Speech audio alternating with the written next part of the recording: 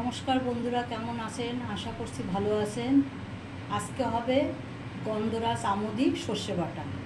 গন্ধরাজ আমুদি সর্ষে বাটা করতে লাগবে। এখানে আমুদি মাছ ধুয়ে পরিষ্কার করা আছে। এখানে আছে সর্ষে বেটে রেখেছি। এখানে 4-5টা কাঁচা লঙ্কা চিড়ে রেখেছি। এখানে গন্ধরাজ লেবু আর লাগবে নুন হলুদ। কিভাবে করছি পুরোটাই আপনাদের সঙ্গে শেয়ার করছি। এবারে মাছটাকে মেখে নেব। গন্ধরাজ লেবুর রস রান্নাতেও একটু লাগবে। দিয়ে দেবো পরিমাণ মতন লবণ,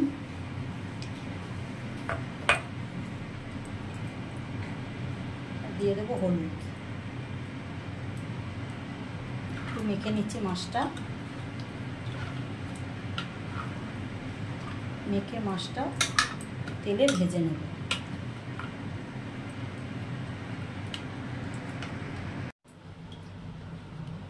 কড়াতে সর্ষের তেল দিয়েছি। এবার আমুদি মাছটা ভেজে নেব।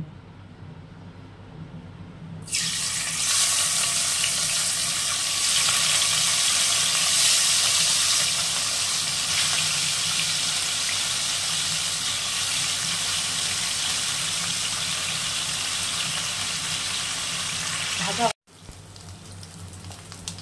মাছটা একদম কড়া করে ভাজা হয়েছে। কড়া না করলে গন্ধটা লাগে। কড়া ভাজা হয়ে গেছে, এবার নামিয়ে দেব।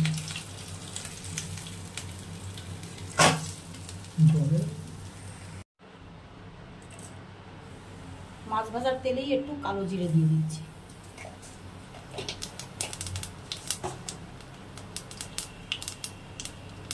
দিয়ে দিচ্ছি 2টো কাঁচা লঙ্কা। দিয়ে দিচ্ছি সর্ষে বাটাটা।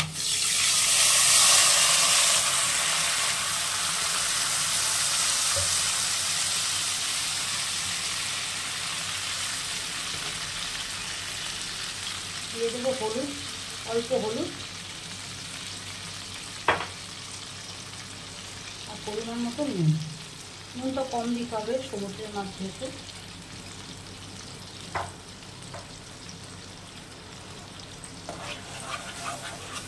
একটু মশলাটা একটু কষিয়ে নেব। খেতে দারুণ হয়। সর্ষে বাটাটা কষানো হয়ে গেছে, তেল ছেড়ে দিয়েছে। একটু জল দিয়ে দেবো।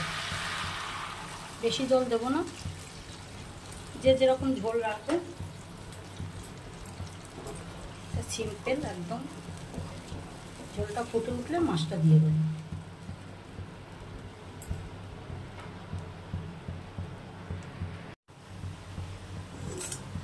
ঝোলটা ফুটছে, এবার মাছটা দিয়ে দেবো।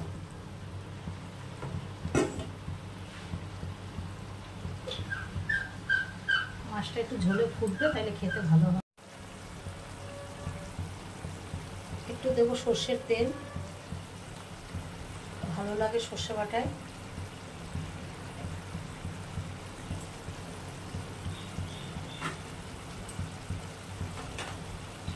এখানে আছে ছোট চামচের 1 চামচ গন্ধরাজ লেবুর রস দিয়ে দিলাম। আর দিয়ে দেবো গন্ধরাজ লেবুর একটু গাটা ঘষে এখানে অল্প দিয়ে বন্ধ করে দেব।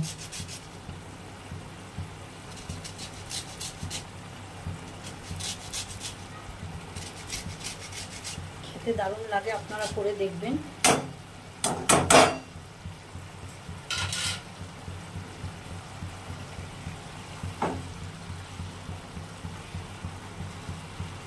আমার গন্ধরাজ আমুদি সর্ষে বাটা রেডি।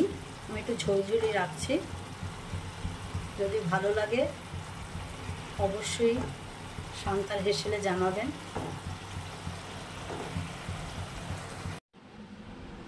আমার গন্ধরাজ আমুদি সর্ষে বাটা রেডি। যদি ভালো লাগে লাইক শেয়ার কমেন্ট অবশ্যই করবেন। আর কেমন হলো কমেন্ট বক্সে জানাবেন।